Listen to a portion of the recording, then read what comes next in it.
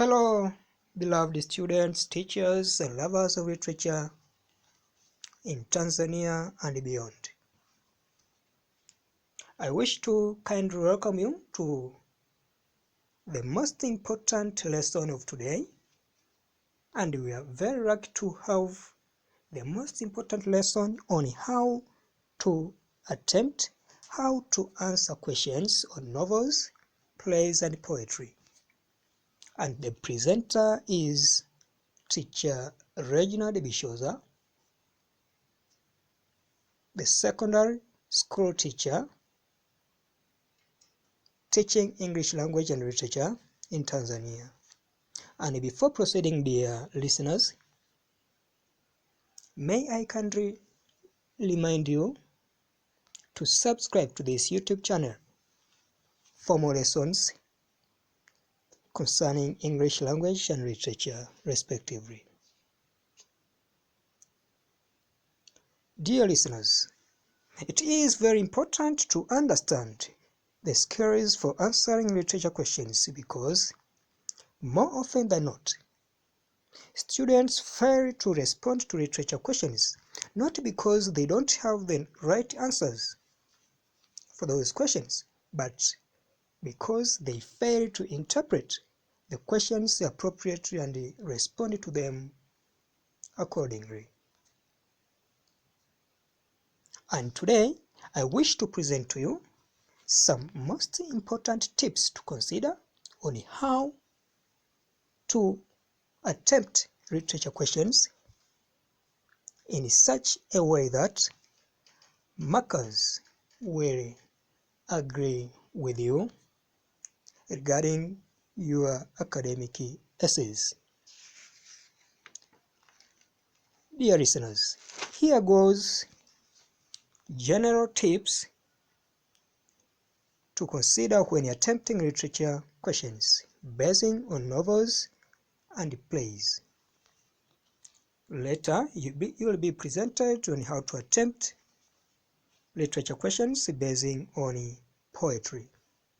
Well, the first tip, the first stage is to read the question carefully. Dear listeners, it is highly advised to read the question carefully, at least more than once, as it helps you to understand it. Reread and reread the question twice or thrice, and this may help you to gain some additional insights on the requirements of that question. The second tip is to paraphrase the question. What does it mean by paraphrasing the question? Well, paraphrasing the question simply means to restate the question in your own words. This helps you, among other things, to see if you have understood what you're asked to do. For instance,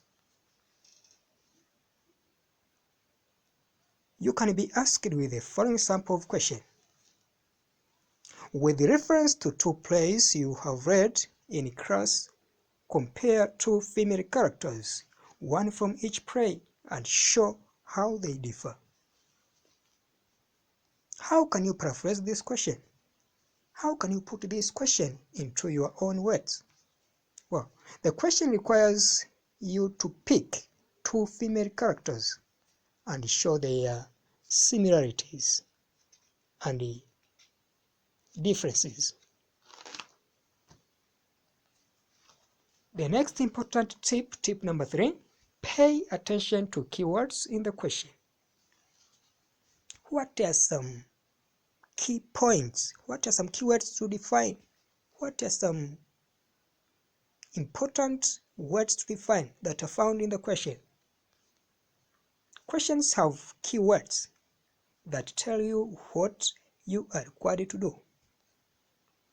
When you are reading the question, note whether it requires you to maybe discuss. Does the question require you to discuss? Does it require to list? Does it require you to mention? Does the question require you to compare and contrast, to verify, to describe, to comment, to criticize, to interpret, or just to justify, and so on? Thereafter, the next step, you must write an outline of your answer. What does this mean? At this very point, try to frame how your essay will look like and what you are going to put in the introductory paragraph, in the main body, and in the conclusion. That is to say, in the introduction, you may show the keywords to be defined, but also in the same introduction, you must introduce the books you are going to use when tackling that question. In the main body, dear listener, you may jot down the important points. You may jot down some points you are going to use from each reading or from each book. In the conclusion, you may show how you are going to conclude. But, dear listener, note that the conclusion should be drawn from the asked question. Do not conclude out of the question requirement. For example, you can be asked on the causes of conflict in the society. How can you conclude the question on the causes of conflict? Remember, your main body has discussed on the causes of conflict, referring to books you have read. You can conclude this question by suggesting on how to overcome conflicts in the society. You can advise the society on how to overcome conflicts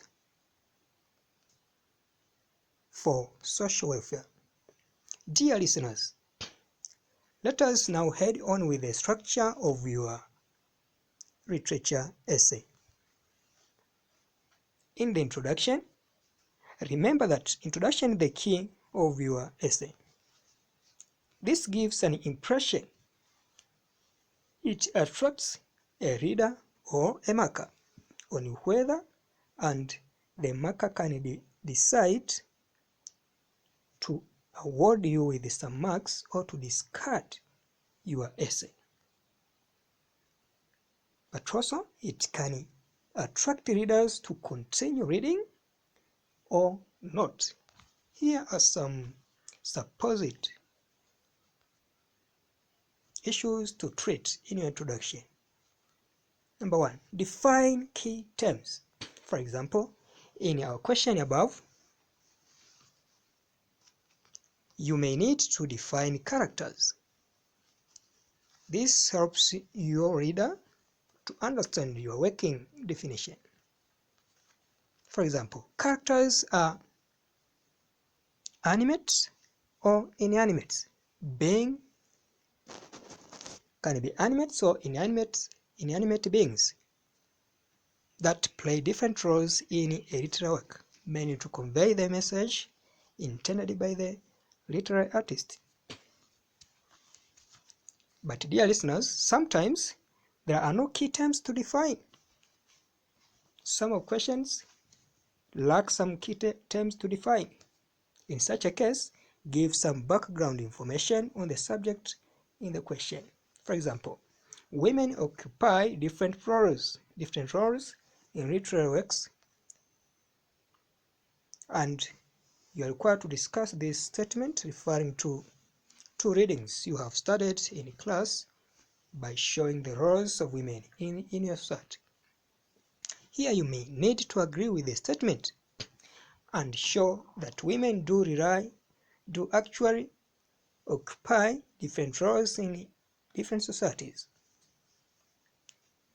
Thereafter, in your introduction, make sure that you list the readings you are going to use. What are the books you are going to use? Of course, you will have outlined them somewhere, but this is the right place to include them in your essay. Books are introduced in the introduction and not otherwise. A good choice of readings is also very important, as it shows whether you are going to respond to the question correctly or wrongly. For example, to prove the above statement of the question given,